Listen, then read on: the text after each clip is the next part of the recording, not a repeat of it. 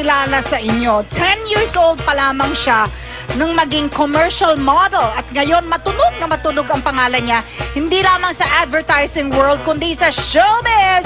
Please welcome the beautiful Sampito!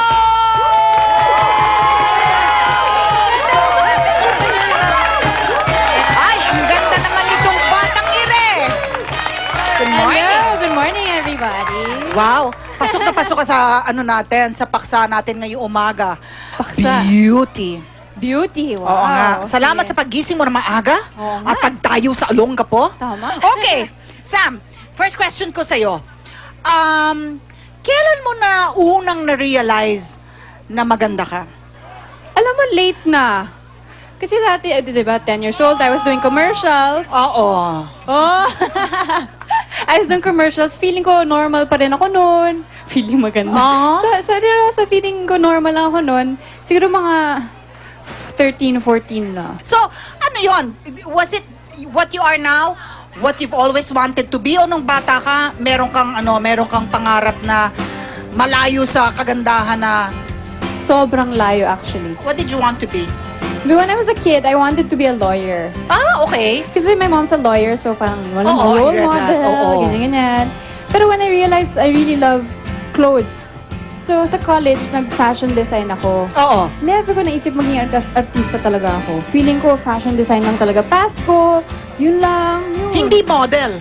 Taga-design. Taga-design Design ng talaga. fashion, hindi model. Hindi. Hindi. Mhm. Parang plus na lang yung modeling. Meron bang naaalala kang instance, Sam, na yung kagandahan mo, nagamit mo, ever, to get ahead? Let's say, kunwari, mahaba yung pila, pumunta ka doon sa harap ng pila. Excuse me, nagmamadali po ako. Pwede pong... Hindi ako ganun. Mabait ako eh. Gusto ko fair. So, Oo. pipila talaga ako kung mahaba yung pila. Diba? Sample, kahapon, nasa pumunta ako bangko. Wala, umupo lang ako among the people, tapos lumapit na sa akin yung guard. Ma'am, doon na lang po tayo sa office. Yes! Haba ng pila eh. Pero because nga, si Sam Pinto kakilala Yes. ka, Yun nga. not because really your beauty per se. Yes. Okay, pag-usapan natin yung beauty factor sa success sa career. Because nga, nalinya ka sa, sa advertising and then ngayon naman sa show business. How important is that For to me, you? it's very, very important. I think yung mga lahat ng leading ladies, of course, nakukuha sila dahil sa physical appearance. Pero as an artista, it's not just physically, but also kung gaano sila galing umarte. It's more on their craft, di ba? What if ang ganda-ganda nga ito, di naman marunong umarte. So what's the point, di ba? So of course, kasama dapat yung craft. So ikaw, anong career pathing mo? Now that nakapasok ka na, ikaw si Sam Pinto because of your looks, 'di ba? Yun yung unang baraha mo 'di ba? Tama. So ang career pathing mo after now that you're very much noticed, what's next for you? Gusto ko Darna. Oh. Oh! Pero tingin niyo, Sam Pinto is Darna! Oo. Pwede ba? Pwede? Pwede. Sam, was there ever a time you felt na naging disadvantage naman? For me sa akin to, experience ko, mga guys, takot sa akin. Oh! Papa Jack! Totoo ba yan? Tama kasi pag maganda, intimidating kasi. Di Di ba? ba? Na-intimidate. Especially pag maganda tapos mabait, ang hirap lapitan. Mas challenge kami sa maganda na medyo masungit. Aha. Ipo-push namin ng konti. Pero pag maganda mabait, nag-aalangan kami sa approach. Talaga? Mabait Yung isa pala na. Sam mag-usap kayo. Talaga? Si Papa Jack, single and available, Sam. Okay. Ayun, nai-intimidate daw siya sa kagandahan mo. Pero kinakausap niya naman ako eh. Oo, Oh. naman. Intimidated ka ba ngayon? Hindi na, mama. Nagpresenta ako maglalabang damit niya, mama. Uy, alam mo, hindi. Direct, paano nga, pa-close up lang kay Papa Jack. Oh! Ay, kanina pa po siya nagpapa-cute kay Sam Pinto. Jahi, mama. Inabutan niya ako promise. sa tent Ha? kanina. Ha?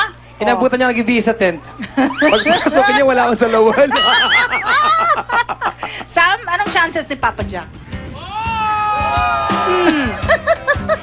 As of now, not that big yet because I don't know you yet. I'm a deceased-free gentleman. That's good. Okay. Sandali, Wala kinalaman sa topic natin, pero tatanungin ko si Sam, kung if Papa Jack asks you out for a date, papayag ka ba? Bago mo sagutin yan, tawagan mo na natin si Emma at si MJ! Come on! Hey! Ayan po, nagbabalik ang ating Grabe. matchmaking mission. Oo, ang init-init dito, pero nag-iinit din ang mga babae namin dito. Sobrang hot. Mamahali Yeah. Papa Jack. Ayan, mas makikilala na ni Robert ang ating mga girls. Kaya, tara, pakilala natin. Lalo natin pas pakilala sa kanila. Okay, umpisa mo na, MJ. Ikaw ate, anong pangalan mo ulit? Jamie po. Ilang taon ka na? 14 po. Ilan na naging boyfriend mo? 3 po. Nakatatlo na si Jamie. Oh, Nakatatlo skill ka yourself agad? from 1 to 10. Ate, ang pinakamataas? 9? Oh, 9 daw Wow. siya, Robert. Narinig mo yan, ha? From 1 to 10, 9 siya. Ikaw naman, ate. Janine, Janine, ilang taon ka na po? 15 years old. 15 pa lang. Ay, ilan na po naging boyfriend mo? 4. 4! Oh, nako, mas Ito, mataas tatlo, ang isa.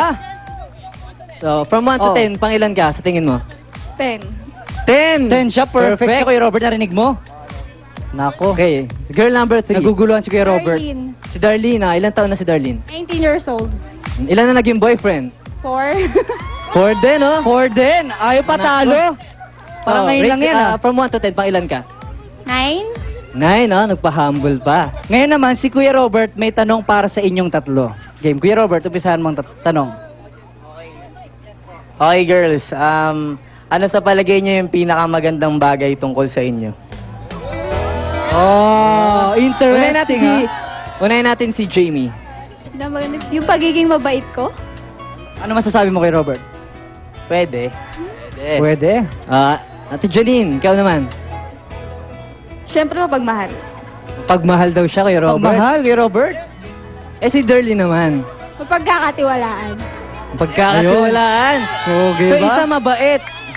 Isa mapagmahal, isa mapagkakatiwalaan. Naku, parang hirap naman pumili dyan, MJ. Oo nga eh. So mamaya, pipili na si Kuya Robert sa inyong tatlo, okay? Ay, mag-iisip muna siya kung sino talaga ang para natitipuhan niya sa mga Oo nga. sinabi ninyo. Ayan. Samantala, balik muna tayo kay Mama Ali, Papa Jack. Back to the box! Ano, Sam? Balik tayo doon sa tanong ko. If Papa Jack would ask you out on a date, would you go out on a date with Papa Jack? Pakyut ka dyan, dali. Go, why not? Talaga? Oh, ayan, kinasa na kita, ah. Saan tayo Ano? Mama, saan kayo pupunta? Sa bakuran mo. Babantayan mo lang ako eh. Okay. Kanina you were starting to say, Sam, na pwede rin maging disadvantage because the guys nga are intimidated by your beauty, no? Would you also say na parang minsan nangyari na ba na may mas patunayan ka pa dahil kasi nakakahon ka na maganda and people would think maganda lang and you have to try harder to prove yourself? Actually, nung I joined this reality show, sa kabila. Anyway, yun yung sobrang pinprove ko sa lahat na I'm not just a pretty face. Like, lahat ng pinapagawa ni Kuya, ginagawa ko talaga. I do my best in everything. Kahit sobrang naiyak na ako, yun, pinapainom kami ng shake na made of ano tawag doon? Yung intestines. Bituka? Yeah, Oo. mga shake na ganon. So, kakayanin ko talaga everything. Ah. Para masabi lang, I'm not just a pretty face. Okay. Okay, Sam, ano na lang, final take mo na lang dito. Ano ang message mo? Anong masasabi mo doon sa mga nanonood ngayon about being beautiful? Is it easier nga? Mas madali nga ba for a pretty face to make it in this world? Yes, it is easier. Kasi ang daming ang advantage, ang daming perks.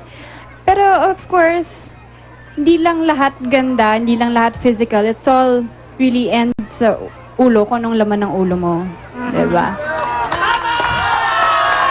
Thank you very much, mga kaibigan Olongapo, Sam Pinto! Thank you! Thank you, Sam. Ang talkback usapang Meta Jack ni Papa Jack susunod na sa Starbucks dito. Oy, Papa Jack, ha? Kasali ka!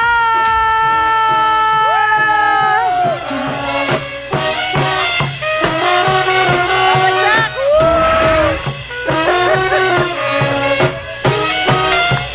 busbus